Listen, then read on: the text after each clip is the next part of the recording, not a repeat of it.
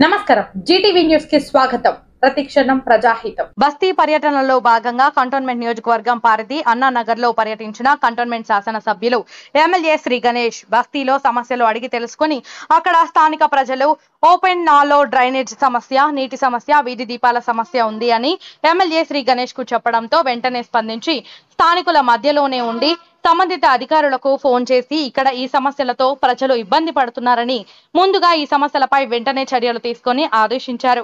ఈ కార్యక్రమంలో కాంగ్రెస్ నాయకులు, స్థానిక నాయకులు, శాంసన్ రాజు తదితర నాయకులు పాల్గొన్నారు.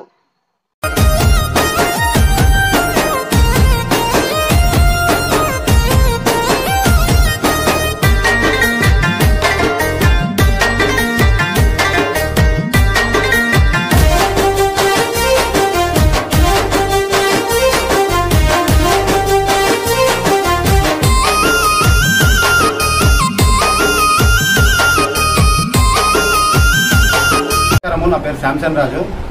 ముఖ్యంగా ఈ వాటర్ సమస్య ఏదైతే ఉందో అధికారులు ముఖ్యమంత్రితోని చర్చలు జరుగుతున్నాయి. 110% వాటర్ సమస్య అనేది క్లియర్ అవుతుందని అనుకోని ఈ బీజేపీ నామినేట్ పదవి ఉన్న రామకృష్ణ రేపటి నుంచి వాటర్ మీద పోరాటం అని చెప్పి అంటుండు. ఇటువంటి పోరాటాలు ఆయన ఈ 8 సంవత్సరాలు ఎలక్షన్ కాకముందు ఎన్నో చేసిండు.